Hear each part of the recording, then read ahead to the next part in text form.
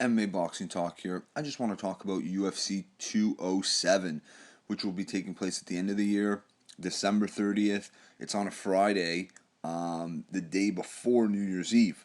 So, should be, a good card. Normally that card is very solid at the end of the year.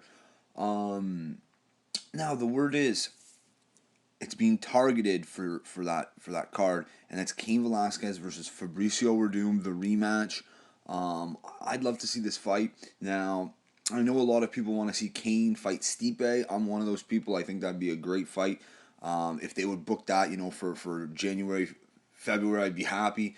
But Cain Velasquez stated if he's not going to get the next title shot, and if Stipe is going to take a break, he wants to fight Fabricio Werdum in the meantime, and he wants to fight at the end of the year, avenge a loss to Werdum at the same time if he can. We'll see. And we'll be in Vegas, so he won't have the high altitude to blame it on. But that's a good fight. I'd like to see that fight, and at the same time, Stipe Miocic. You can't argue, you can't complain that this guy, if he takes a break, this guy deserves some time to himself. He's had 3 fights this year. He's fought 3 times in 2016. 3 first round TKOs. He's won the championship in Werdum's hometown. 45,000 crazy Brazilians going against him. Wins the title, no, doesn't matter. Then he goes to Cleveland and defends the title in his hometown with all the pressure on him. This guy deserves a break. If he wants to come back February, March, I'm okay with that. That is totally fine. But in the meantime, Cain Velasquez wants to stay active, which is great. He wants to fight Werdum at the end of the year. I think that's a great fight. Let me know what you guys think about that.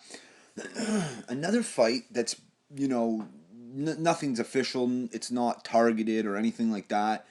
But Anthony Rumble Johnson versus Daniel Cormier, the rematch, could also be on that card, UFC 207 as well, because they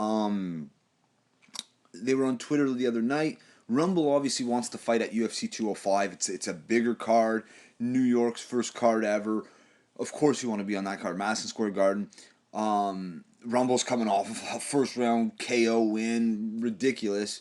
And obviously, if you're Daniel Cormier, why not have an extra month to train for Rumble Johnson? I know he's beat him before, but Rumble's no joke. You got to be ready for that fight, and an extra month could do wonders for DC, who's an older guy who needs a little extra time to get ready for these fights.